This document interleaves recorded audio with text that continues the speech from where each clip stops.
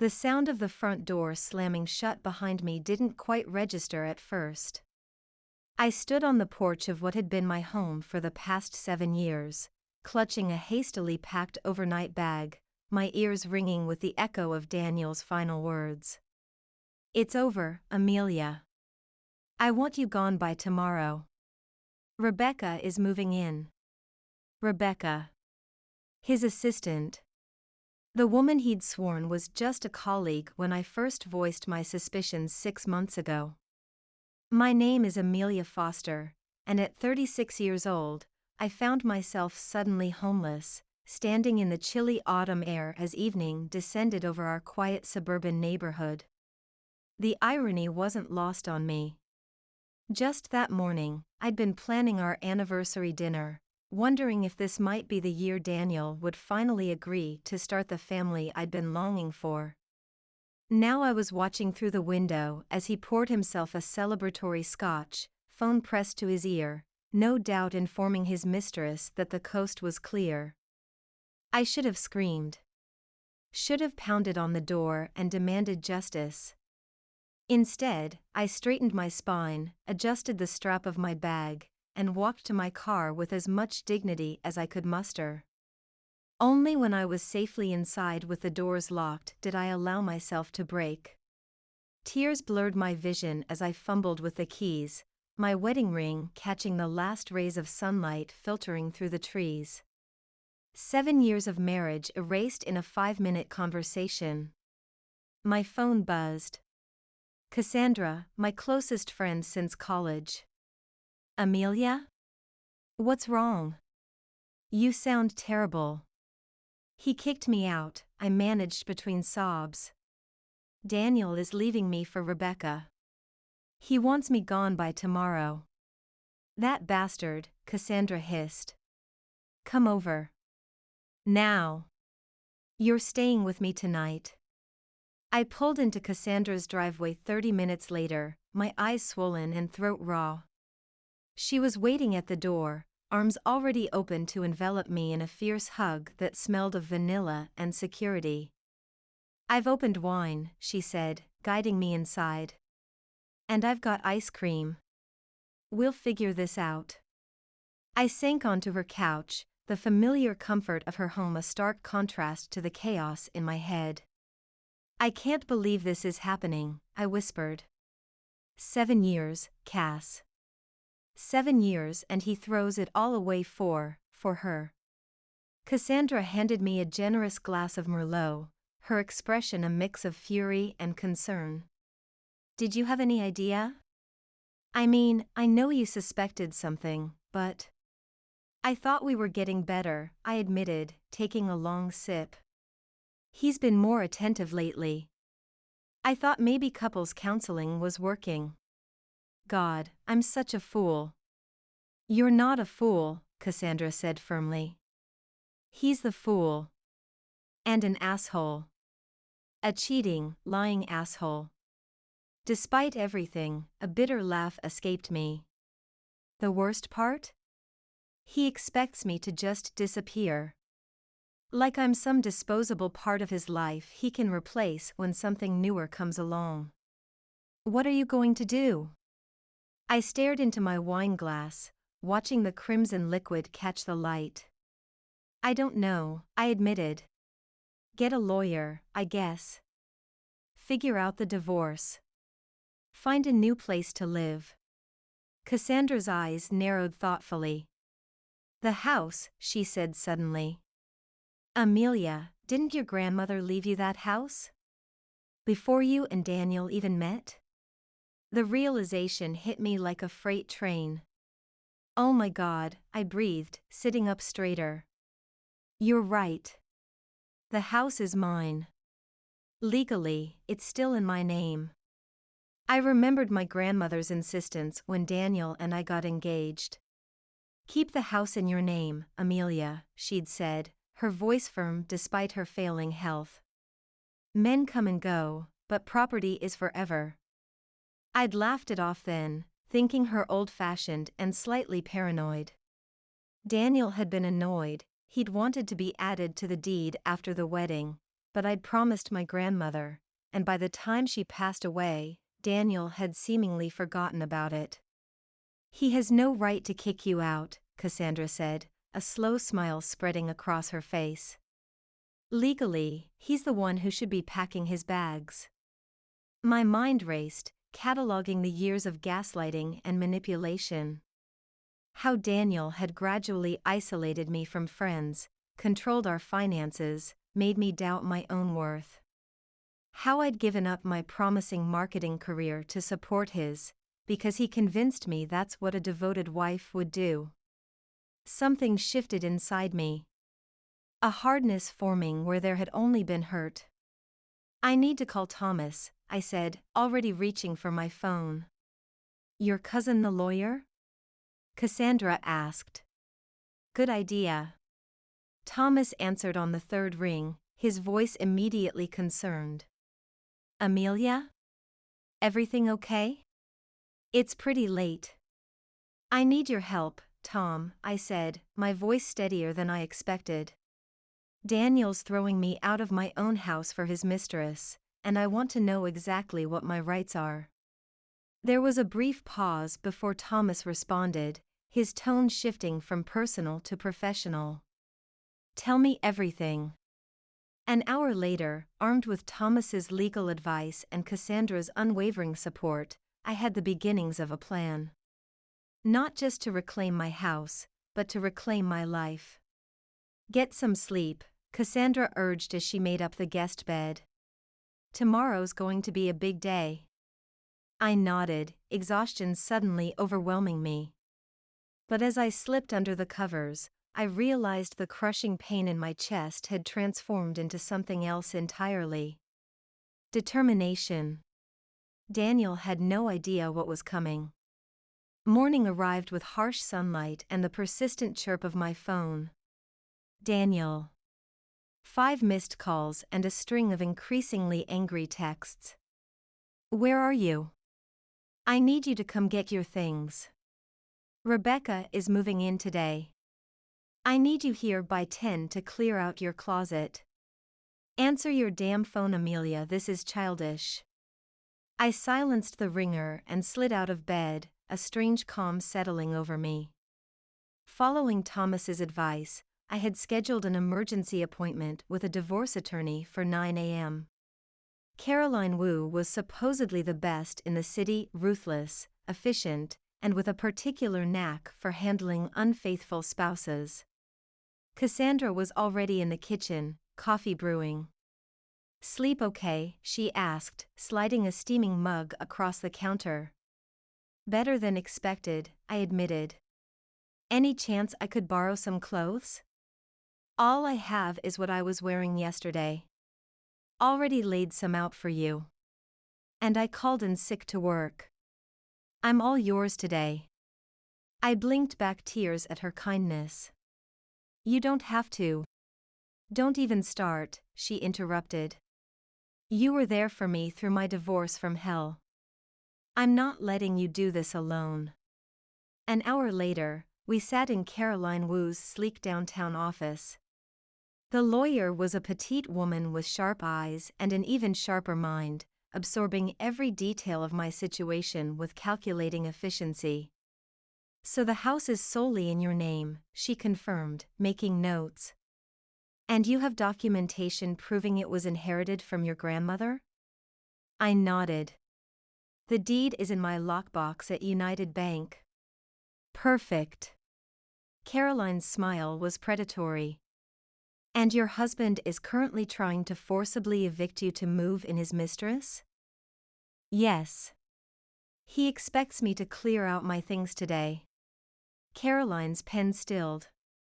Mrs. Foster, are you aware that your husband has absolutely no legal right to evict you from property that you own? My cousin mentioned that, but I wanted to be sure. Your cousin is correct. In fact, she leaned forward, what your husband is attempting could be considered constructive eviction, which is illegal. You have every right to return to your home immediately. My pulse quickened. And Daniel? Mr. Foster is the one who should be packing his bags, Caroline said coolly. Not you. She outlined a strategy that made my head spin: immediate legal notifications, restraining orders if necessary, and documentation of every interaction going forward. It was overwhelming, but exhilarating. One more thing, I said as our meeting concluded. Daniel controls our joint accounts. I have access, but he monitors everything. Caroline's expression hardened. Do you have any money that's solely yours? Anything he can't access? I thought of the emergency fund my grandmother had insisted I maintain, hidden in a separate account Daniel knew nothing about. Not a fortune, but enough to get by for a few months. Yes. About 20,000 in a private account. Good. Transfer half of your joint accounts into that private account immediately. It's not theft, it's protecting your financial interests during divorce proceedings. She handed me her card. Call me any time. And Mrs. Foster? Don't let him intimidate you. You're in a stronger position than you realize. As we left the building, my phone erupted again. Daniel. I took a deep breath and answered. Where the hell are you? He barked, not bothering with a greeting. Rebecca is waiting to move her things in. I'm sorry to hear that, I replied, my voice cool and detached. Because Rebecca won't be moving in today. Or any day. There was a moment of stunned silence before Daniel exploded. What the fuck are you talking about? We discussed this. It's over. I need you to. You need to pack your things and leave my house, I interrupted, feeling a rush of power I hadn't experienced in years. You have until 5 p.m. After that, I'm changing the locks. Your house? Daniel sputtered. Have you lost your mind? Check the deed, Daniel. The house is legally mine. It always has been. That's ridiculous. We're married. It's our house. My inheritance is not marital property, I said, reciting Caroline's words. You have no legal right to evict me, but I have every right to evict you. My lawyer will be serving you papers this afternoon. Lawyer? His voice rose an octave. Amelia, don't be dramatic. Let's talk about this like adults. We are well past talking. I glanced at Cassandra, who gave me an encouraging nod. 5 p.m., Daniel. Anything you leave behind will be considered abandoned property. I hung up before he could respond, my hand shaking but my resolve firmer than ever. Holy shit, Cassandra breathed, her eyes wide. I've never heard you talk to him like that. Neither has he, I said. A laugh bubbled up, surprising me with its genuineness. God, that felt good. So what now? I took a deep breath, mentally running through Caroline's instructions. Now, we go to the bank. Then we go home. The next few hours passed in a whirlwind of activity. At the bank, I transferred exactly half of our joint savings and checking accounts into my private account, ignoring the barrage of texts from Daniel as notifications undoubtedly hit his phone. Then we stopped at the hardware store, where I ordered new locks to be installed that afternoon. It was just past noon when we pulled into the driveway of my home. My home. The phrase echoed in my head with newfound significance as I stared at the colonial-style house my grandmother had lovingly restored. I'd grown up visiting her here, sitting on the window seat in the sunroom while she told stories of her youth. The house had been my sanctuary when my parents' marriage imploded, and later, when my own career took off. I'd been so proud to bring Daniel here after our wedding, excited to build our life in a place filled with such love. How quickly that love had turned toxic. Ready? Cassandra asked gently. I nodded, gripping my keys tightly. The front door opened before I could use them. Daniel stood in the entryway, his expression thunderous.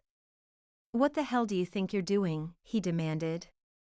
I straightened my spine and met his gaze directly. I'm coming home, I said simply. You, on the other hand, are leaving. I tried to step past him, but he blocked my path. This is ridiculous, he hissed. You can't just. Actually, she can, Cassandra interjected, her phone held up. And I'm recording this, by the way. Just in case you decide to get physical. Daniel's gaze darted between us, fury and disbelief warring on his face. This isn't over, he growled, but he stepped aside. The interior of the house was exactly as I'd left it, but somehow felt different. Had it always been this cold? This impersonal? I realized with a jolt that over the years, Daniel had slowly removed almost every trace of my grandmother's influence, and by extension, mine. The antique furniture was gone, replaced by sleek modern pieces. The walls, once a warm terracotta, were now a sterile white. Even my presence had been systematically erased. I'll be in my study, Daniel announced stiffly. We need to talk about this like rational people. There's nothing to discuss, I replied.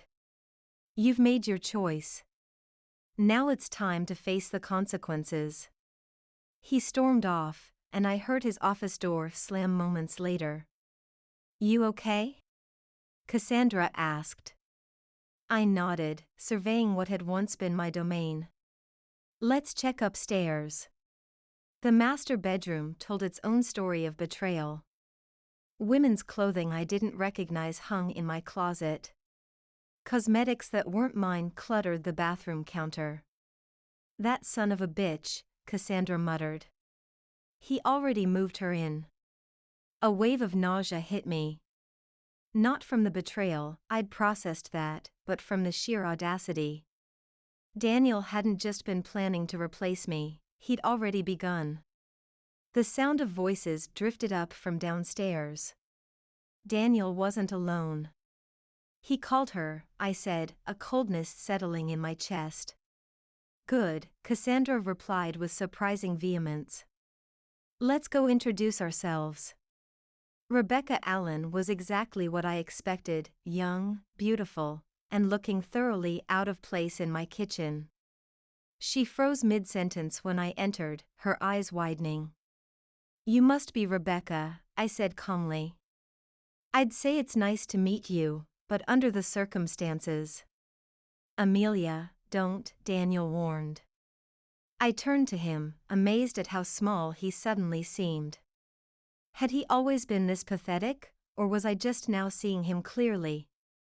Don't what, Daniel? Don't acknowledge the woman you've been sleeping with? Don't point out that you've already moved her into my house? Our house, he corrected, but his voice lacked conviction. Check the deed, I repeated. This house was never yours. I allowed you to live here because I loved you and believed we were building a life together. That offer has expired. Rebecca looked between us, confusion evident. Danny, what is she talking about? Danny. The nickname he'd always hated when I used it. Nothing, he said quickly. She's confused. Upset. I'm not confused, I countered. The locksmith will be here at 4. You both need to be gone by then. Rebecca's expression shifted from confusion to alarm. You can't just kick us out. We live here now. No, you don't, I said firmly. And if you're not gone voluntarily by 4, I'll have police escort you out. You wouldn't dare, Daniel said, but uncertainty had crept into his tone. My phone buzzed, a text from Thomas. Officer Matthews will be there at 4 to ensure a peaceful transition. Hang in there, cousin. I held up the screen for Daniel to see. Try me. The next 2 hours unfolded with tense efficiency. Daniel and Rebecca retreated upstairs, presumably to pack. Cassandra and I remained downstairs, keeping guard while I systematically transferred Rebecca's belongings from my closet into garbage bags. Not very mature, Cassandra observed with a smirk as I dumped an expensive-looking dress into a hefty sack. I'm past mature, I replied. Now I'm just thorough. At precisely 3:45, the doorbell rang. Officer Matthews, a burly man with kind eyes, introduced himself. Thomas Bennett sent me, he confirmed. I understand there's a domestic situation requiring supervision? I nodded, showing him the deed to the house and Caroline's letter confirming my legal right to remain there. They're upstairs packing, I explained. But I'm concerned that my husband might become difficult when it's time to actually leave. Officer Matthews nodded, his expression professional but sympathetic. I'll ensure there's no trouble, ma'am. Is anyone else in the home currently? Just my friend Cassandra, I gestured toward the living room where she was keeping watch. She's been with me all day for support. The heavy thud of suitcases on the stairs announced Daniel and Rebecca's descent. Daniel's face darkened when he spotted Officer Matthews.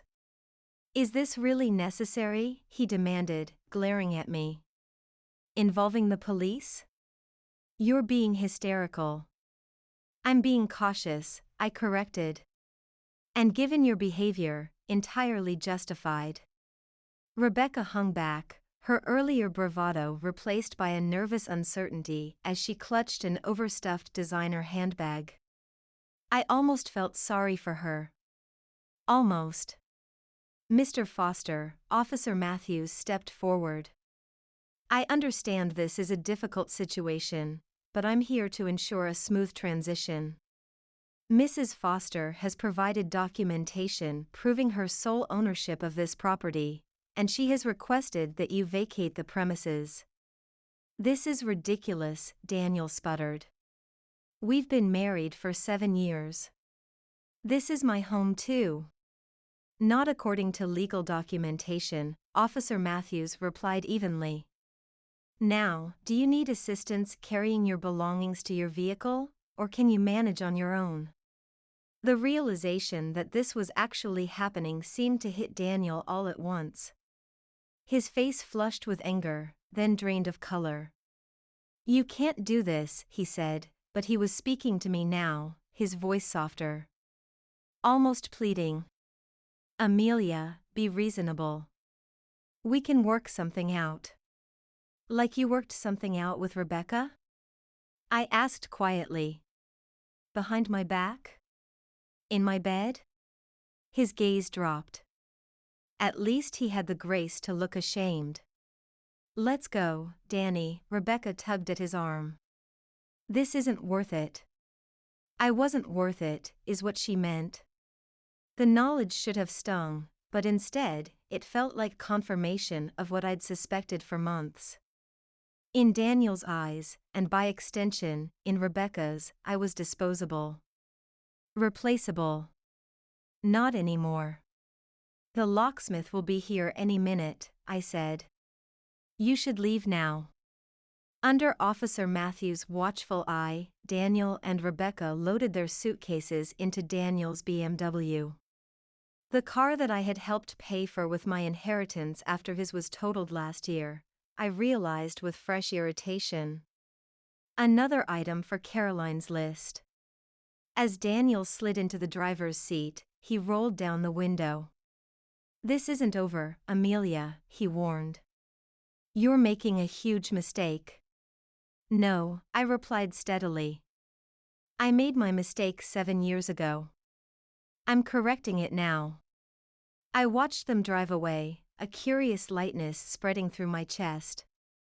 The house at my back suddenly felt like my grandmother's again, a place of refuge, of strength.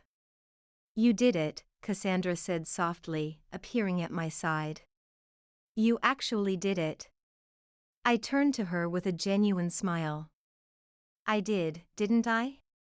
Officer Matthews approached, handing me his card. Call if there's any trouble, Mrs. Foster. And for what it's worth, you handled that very well. Thank you for your help, I said sincerely. I'm not normally this strong, he suggested. I blinked, surprised by his choice of words. Not confrontational or difficult or any of the other terms Daniel might have used. Strong. Yes, I agreed. Strong. Once Officer Matthews departed and the locksmith finished his work, Cassandra and I stood in the suddenly quiet foyer. What now? She asked. I looked around at the house, my house, seeing it with new eyes. The sterile white walls Daniel had insisted on. The modern furniture that had never felt comfortable. The conspicuous absence of family photos, mementos, anything that reflected my personality or history. Now, I said decisively, we reclaim this space. The next week passed in a blur of legal consultations, bank visits, and emotional excavation. Daniel made multiple attempts to contact me, first angry, then pleading, then threatening, all of which I documented and forwarded to Caroline. Following her advice, I'd filed for divorce on grounds of adultery, complete with photographic evidence of Rebecca's possessions in our home. The financial untangling was more complicated. In addition to the house, I discovered Daniel had been systematically draining our joint investments to fund a lavish lifestyle for himself and Rebecca, expensive dinners, weekend getaways, jewelry, all while insisting we needed to budget carefully for the family I'd wanted to start. Classic financial infidelity, Caroline explained during our follow-up meeting. And it works in our favor. The judge will not look kindly on these expenditures. The revelation should have hurt, but instead, it fueled my determination. Each discovery was another thread cut from the web of manipulation Daniel had woven around me. On Saturday morning, I stood in the center of the living room, surveying the changes Cassandra and I had already made. The sterile white walls were now a warm honey gold, my grandmother's original color choice.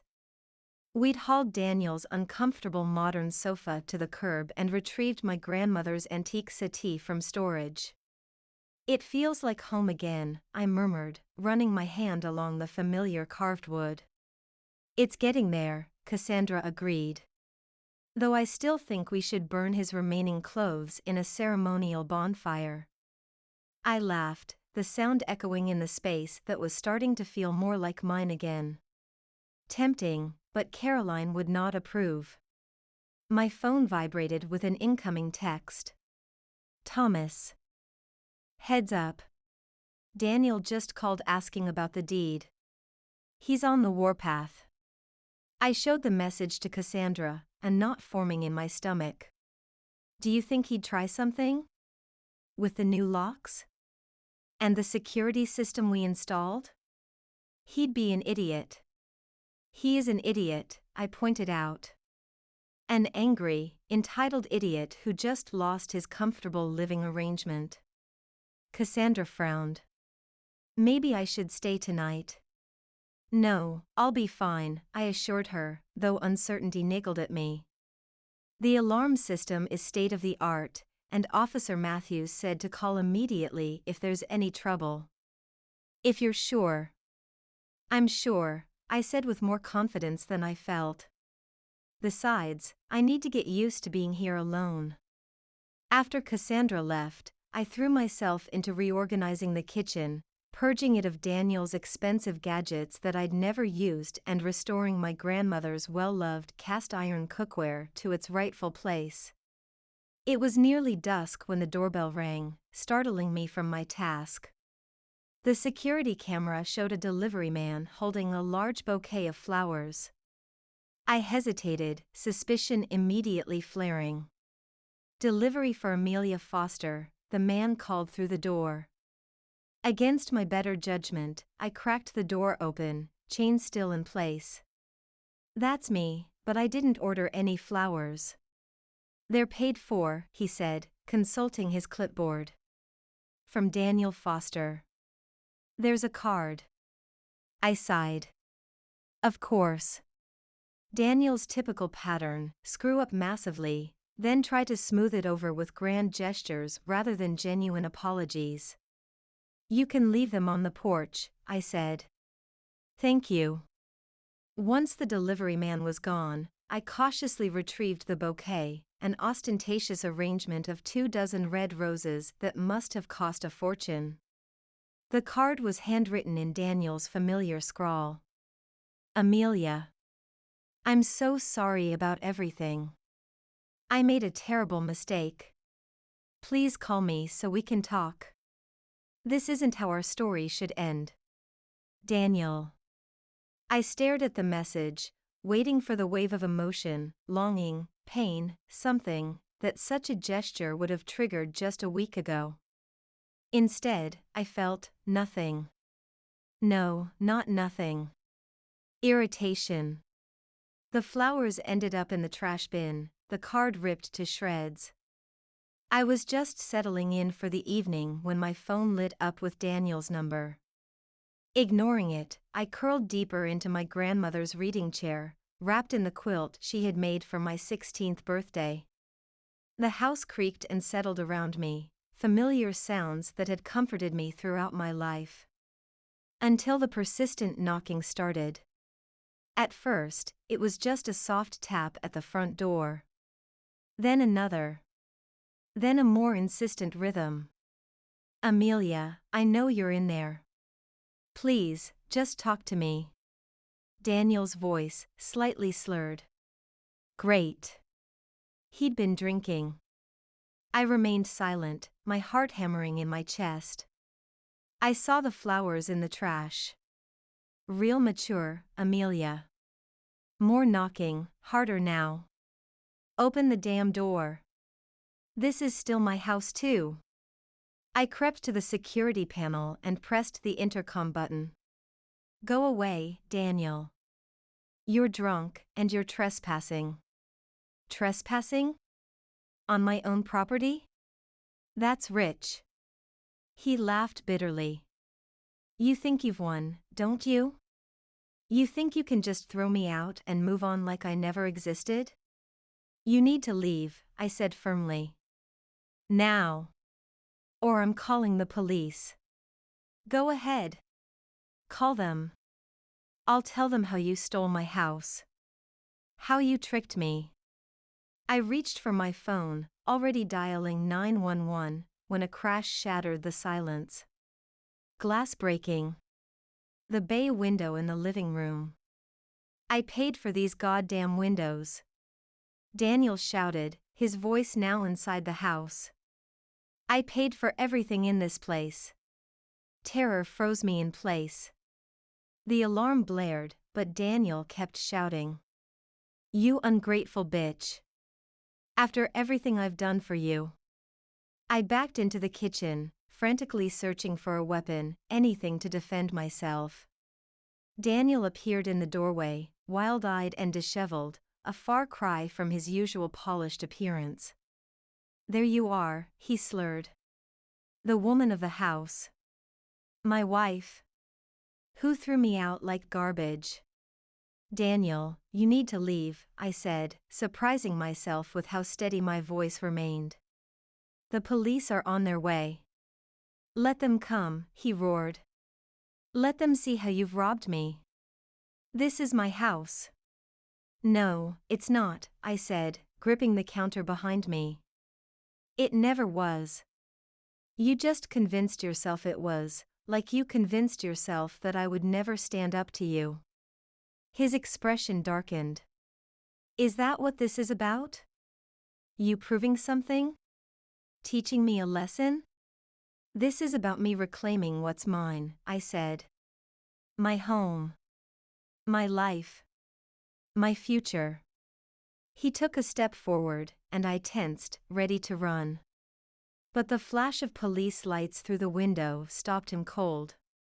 Police. Open up. Daniel's face crumpled, the rage dissolving into something that might have been fear.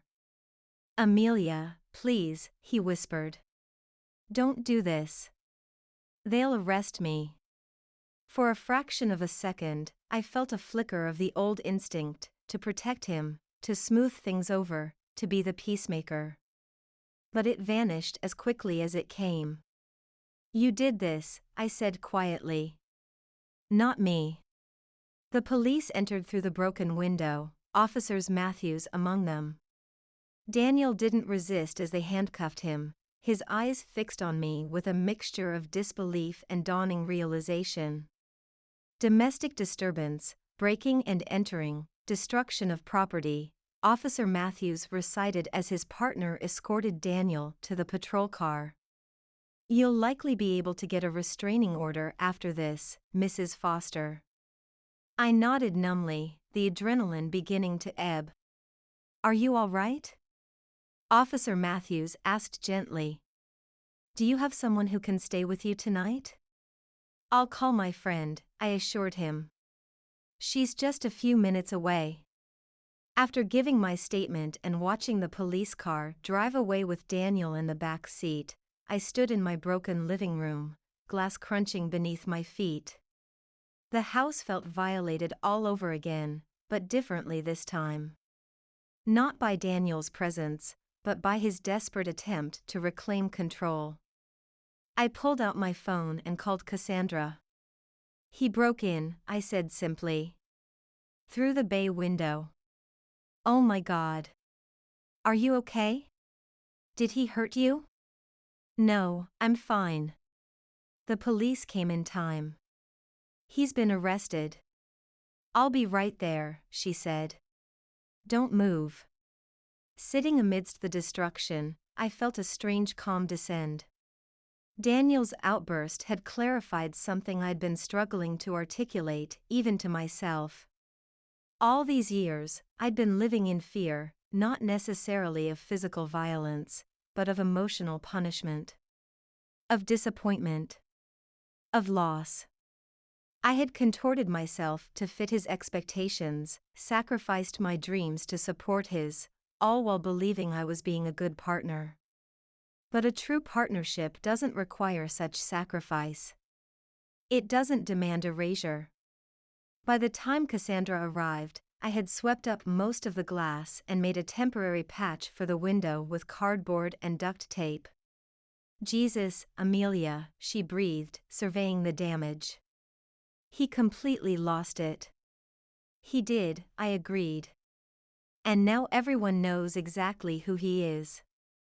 That night, as Cassandra slept in the guest room, I lay awake processing everything that had happened. The past week had been transformative in ways I couldn't have imagined. I had stood my ground. I had reclaimed my space. I had faced my greatest fear, confrontation, and survived. Not just survived. Thrived. The next morning brought a call from Caroline.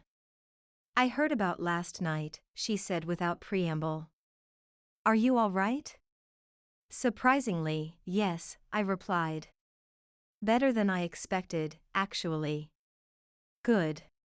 Because Daniel's actions just made our case considerably stronger.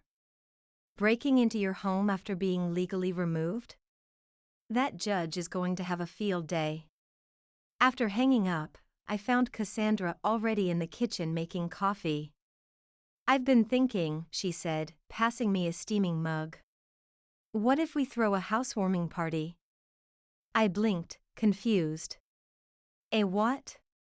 A housewarming. To celebrate your new beginning. Invite friends, family, colleagues, especially the ones Daniel tried to distance you from. The idea was so unexpected, so deliciously defiant, that I couldn't help but laugh. You know what? Let's do it. The next 2 weeks were a whirlwind of preparation. The bay window was replaced, courtesy of Daniel's credit card, another recommendation from Caroline.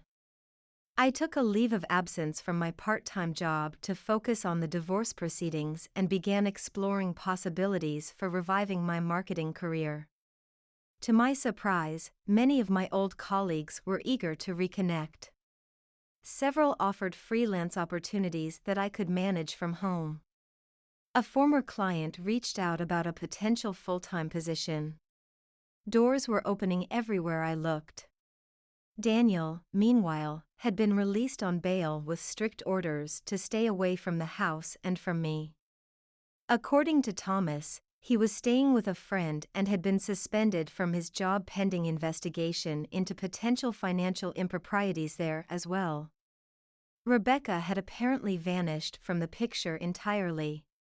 The night of the housewarming party arrived clear and crisp, perfect for the outdoor gathering we'd planned in the spacious backyard. Twinkling lights hung from trees, and tables laden with food and drinks dotted the lawn. Friends I hadn't seen in years arrived bearing gifts and warm embraces. Former colleagues brought job leads and networking opportunities. Family members who'd been concerned about my increasing isolation during my marriage now celebrated my independence. Standing in the midst of it all, I felt a profound sense of homecoming. Not just to the physical space my grandmother had left me, but to myself. Quite a turnout, Cassandra observed, handing me a glass of champagne. You know, I don't think I've seen you smile this much in years. I don't think I've had this much to smile about, I admitted. To new beginnings, she said, raising her glass. To new beginnings, I echoed. As the evening wound down and guests began to depart, Thomas pulled me aside. I thought you should know, he said quietly. Daniel called me today. He wants to offer a settlement. I raised an eyebrow. What kind of settlement? A generous one, actually. He'll agree to an uncontested divorce, no claims on the house or any of your assets, and he'll cover all legal fees. In exchange for? Dropping the charges from the break-in, and signing an NDA about the circumstances of your separation. I considered this, understanding the implications. Daniel wasn't concerned about losing me, he was concerned about losing his reputation, his image, his carefully constructed fiction of success. Tell him I'll think about it, I said finally. But I make no promises. Thomas nodded, understanding the negotiation tactic. For what it's worth, he added, I've never seen you this strong, Amelia. Grandma would be proud. After the party ended and the house fell quiet once more, I walked through each room, touching the walls my grandmother had cherished, the furniture she had lovingly collected, the spaces she had created for comfort and joy. The house felt alive again, vibrating with possibilities. I stopped at her portrait hanging in the hallway, studying her kind eyes and determined jaw, features I'd inherited, both physically and in spirit. You knew, didn't you? I whispered to her image. You knew I'd need this sanctuary someday.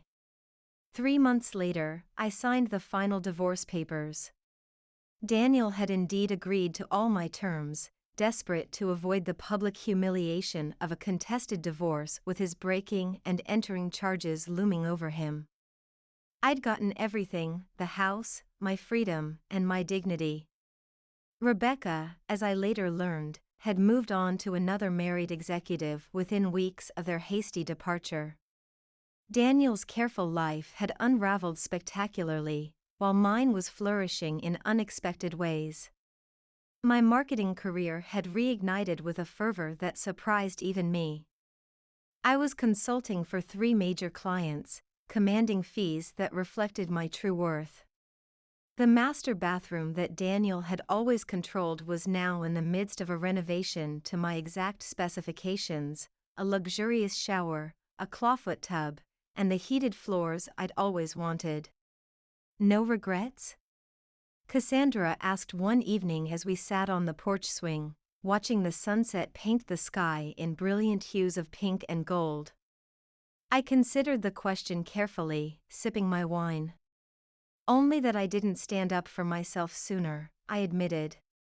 But even that led me here, so maybe it happened exactly as it needed to. The house stood solid behind us, a testament to my grandmother's foresight and my own resilience.